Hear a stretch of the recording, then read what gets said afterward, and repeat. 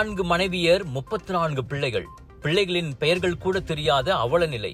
34 பேரில் 32 பிள்ளைகள் எங்கிருக்கிறார்கள் என்றும் சந்தேக நபருக்கு தெரியவில்லை.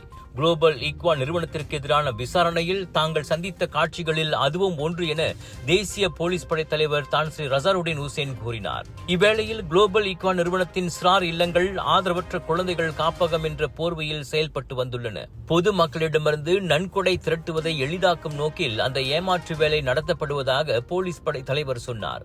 அதைவிட கேவலம் என்னவென்றால் அங்குள்ள சிறார்கள் தாங்கள் அனாதை குழந்தைகள் போன்றே சொல்லி வளர்க்கப்பட்டுள்ளனர். இதனால் பலருக்கு, குறிப்பாக 12 வயதுக்கு கீழ்ப்பட்ட குழந்தைகளுக்கு சொந்த பெற்றோர்களையே அடையாளம் தெரியாமல் இருப்பது வேதனை என்றார் அவர். விசாரணைக்காக கைதான சில பெற்றோர் மீட்கப்பட்ட குழந்தைகள் தங்களின் சொந்த குழந்தைகள் என்பதை ஒப்புக்கொள்ளவும் இல்லை. அந்த அளவுக்கு குளோபல் ஈக்வானின் சித்தாந்தத்தில் அவர்கள் ஊறி போயிருக்கின்றனர். திரட்டப்படும் நன்கொடைகளும் வேறு விஷயங்களுக்கு பயன்படுத்தப்பட்டு வந்துள்ளதாக போலீஸ் படை தலைவர் தெரிவித்தார். தேசிய கொடியான ஜலோர் கமிலாங் இறக்கப்பட்டு சபா சரவாக் மாநிலங்களின் கொடிகள் ஏற்றப்பட்ட வீடியோ வைரலாகியிருப்பது குறித்து போலீஸ் விசாரித்து வருகிறது. தேசிய கொடியை சிறுமைப்படுத்தும் அச்செயல் தொடர்பில் 1948 தேச நிந்தனை சட்டம், 1998 தொடர்பு பல்லூடக ஆணைய சட்டம் ஆகியவற்றின் கீழ் விசாரணை அறிக்கை திறக்கப்பட்டுள்ளது. தேசிய போலீஸ் படை தலைவர் தான் ஸ்ரீ ரசாருடின் இதனை தெரிவித்தார். செப்டம்பர் 16ஆம் தேதி ஆஸ்திரேலியா மெல்பர்ன் நகரில் அச்சம்பவம் நிகழ்ந்திருப்பது தொடக்க கட்ட விசாரணையில் கண்டறியப்பட்டது. அதில் அவ்விரு மாநிலங்கள் மீதான மலேசியாவின் காலனித்துவத்தை முடிவுக்கு கொண்டு வருவதன் அடையாளமாக ஜலோர் கமிலாங் கொடியை இறக்குவதாக கூறிக்கொண்ட அக்கும்பல் சபா சரவாக் இரண்டையும் குடியரசுகளாக அறிவிப்பதாகவும் கூறிக்கொண்டது குறிப்பிடத்தக்கது. அச்சம்பவம் தொடர்பில் இதுவரை 35 போலீஸ் புகார்கள் பெறப்பட்டுள்ளன. சபாவை முகவரியாக கொண்ட நபர் அவ்வீடியோவை சமூக ஊடகத்தில் பதிவேற்றியதும் தெரியவந்துள்ளது. அவ்வாடவருக்கும் அவ்வீடியோ எடுக்கப்பட்டதற்குமான தொடர்பு தீவிரமாக விசாரிக்கப்படுகிறது. தலைநகர் ஜலான் சுல்தான் இஸ்மாயில் சாலையில் நேற்று ஏற்பட்டது நிலத்தடி நீர்க்குழாய் உடைந்த சம்பவமே ஒழிய வைரலான தகவல் போல் நில அமிழ்வு அல்ல. கோலாலம்பூர் மாநகர் மன்றம் DBKL அதனை உறுதிப்படுத்தியது. ஆயர் ஸ்லாங்கூர் நீர் விநியோக நிறுவனத்துக்கு சொந்தமான அந்த நிலத்தடி குழாய் உடைந்ததால் ஏற்பட்ட கசிவே அச்சாலையிலும் அருகிலுள்ள பகுதிகளிலும் நீர் தேங்கி நிற்க காரணம்.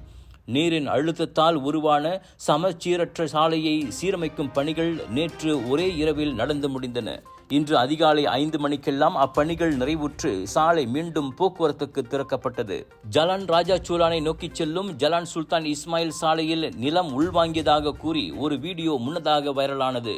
நில அமிழ்வு ஏற்பட்டது போன்ற இடத்தை தீயணைப்பு மீட்பு படையினர் பாதுகாத்து வருவது அந்த 10 வினாடி வீடியோவில் தெரிந்தது.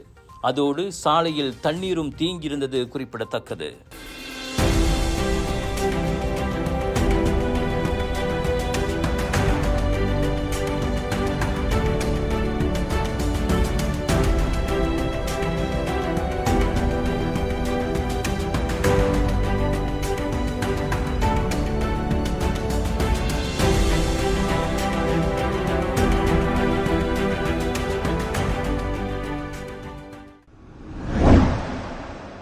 செந்தோசா சட்டமன்ற தொகுதி ஸ்லாங்கூர் சிறுவர் நட்சத்திரங்கள் பாடும் திறன் போட்டியை 3வது ஆண்டாக ஏற்பாடு செய்துள்ளது.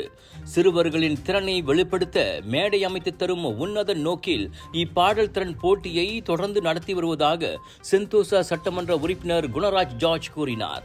9 வயது முதல் 15 வயதிலான சிறார்களை இலக்காக கொண்ட இப்போட்டியின் தொடக்க சுற்றுகள் எதிர்வரும் அக்டோபர் மாதம் 5 மற்றும் 6ஆம் தேதிகளில் நடைபெற உள்ளது. அதேவேளையில் அரையிறுதிச் சுற்று அக்டோபர் 12ஆம் தேதி நடைபெறும் என்றார் அவர். சுமார் 15,000 ரிங்கிட் ரொக்கப் பரிசை வெல்லும் வாய்ப்பினை வழங்கும் இப்போட்டியின் இறுதிச் சுற்று புக்கிட் ஜாலில் அரங்கில் அக்டோபர் 27ஆம் தேதி நடைபெறவிருக்கிறது.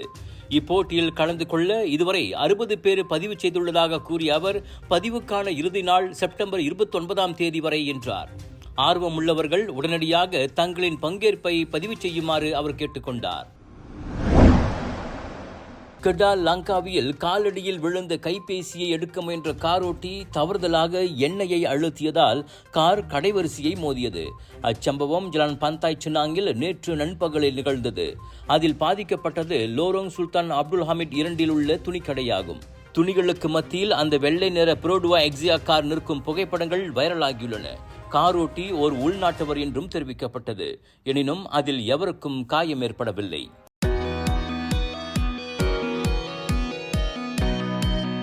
Hi, my name is Shri. I'm working as an account executive at the ATS Logistics. The main nature of the ATS Logistics is more focused to the transportation and logistics. We are operating with the 4 to 5 trucks. The process is very smooth and clear. Because whenever we ask with the banker, the Bank Rakyat banker, they just give the information very straightforward.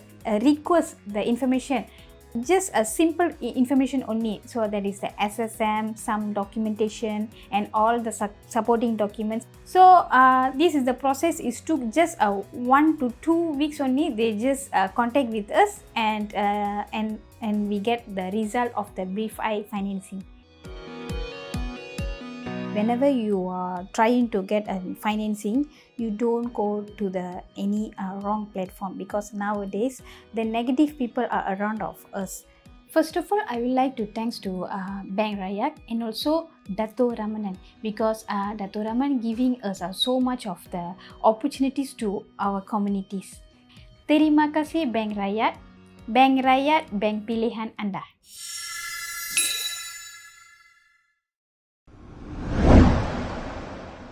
அனைத்துலக விண்வெளி நிலையம் ISS-இல் தொடர்ந்தாற்போல் அதிக நாட்கள் தங்கியிருந்த சாதனையோடு 2 ரஷ்ய விண்வெளி வீரர்கள் பூமி திரும்பியுள்ளனர்.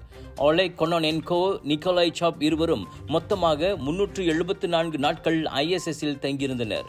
அங்கு தொடர்ச்சியாக இத்தனை நாட்களுக்கு இதுவரை யாரும் தங்கியதில்லை. அவர்களில் 60 வயது கொனோனென்கோ மற்றொரு புதிய சாதனையையும் படைத்துள்ளார். அதாவது இதுவரை 5 முறை விண்வெளி பயணம் மேற்கொண்டதன் மூலம் மொத்தமாக 1111 நாட்கள் விண்வெளியில் தங்கிய முதல் நபர் என்ற பெருமையும் அவரையே சேரும். 1111 நாட்கள் என்பது 3 ஆண்டுகளுக்கு சமமாகும். கடந்த மார்ச் மாதம் விண்வெளி புறப்பட்ட அமெரிக்க வீராங்கனை ட்ரேசி டைசனும் மேற்கண்ட 2 ரஷ்ய வீரர்களுடன் சோயஸ் MS-25 விண்கலத்தில் பூமி திரும்பினார். இந்த எக்ஸ்பிடிஷன் 71 குழு பூமி திரும்பி இருப்பதால் விண்வெளி நிலையத்தின் புதிய கமாண்டராக, அதாவது தளபதியாக அமெரிக்க வீராங்கனை சுனிதா வில்லியம்ஸ் பொறுப்பேற்றுள்ளார். அடுத்த ஆண்டு பிப்ரவரியில் சுனிதா பூமிக்கு திரும்ப உள்ள நிலையில் ISS நிலையத்தின் கமாண்டராக அவர் பொறுப்பேற்றது முக்கியத்துவம் பெறுகிறது. GM இந்தியன்ஸ் பிரம்மாண்டமாக வழங்கும் ஜோர் global mega Deepavali expo valentine டாங்காபி ஜோ பரு ஜோர் 20 29 செப்டம்பர் வருகிறது. அதிரடியான புதிய பூத்கள், புதிய பொருட்கள், தீபாவளி காலகட்ட தொடங்குது. அதிரடி சேல்ஸும் வருது. Big sale, big discount. விண்வெளியின் கருந்துளையில் பிளாக் ஹோலில் ஓயாமல் ஒலிக்கும் பயங்கர ஓசையை அமெரிக்க விண்வெளி ஆராய்ச்சி நிறுவனமான நாசா வெளியிட்டுள்ளது. பூமியிலிருந்து சுமார் 25 கோடி ஒளி ஆண்டுகள் தொலைவில் உள்ள பெர்சியஸ் விண்மீன் மண்டலத்தில் அந்த கருந்துளை உள்ளது. 2003ஆம் ஆண்டு முதன்முறையாக கண்டறியப்பட்ட அந்த மர்ம ஒலியை மனித காதுகளுக்கு கேட்கும் வகையில் சொனிஃபிகேஷன் முறையில் மாற்றி நாசா வெளியிட்டுள்ளது.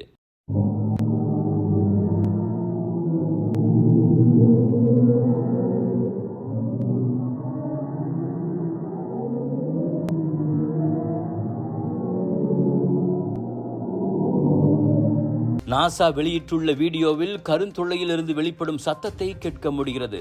விண்வெளியில் இருந்து இதற்கு முன் பதிவு செய்யப்பட்ட பல அலைகளைப் போலவே இந்த அலையும் பயமுறுத்தும் வகையில் உள்ளது. பொதுவாக கருந்துளை எப்படி இருக்கும் என்ற புகைப்படங்களை மட்டுமே வெளியிட்டு வந்துள்ள நாசா முதன்முறையாக வெளியிட்டுள்ள இந்த சத்தம் தற்போது சமூக வலைத்தளங்களில் வைரலாகி வருகிறது.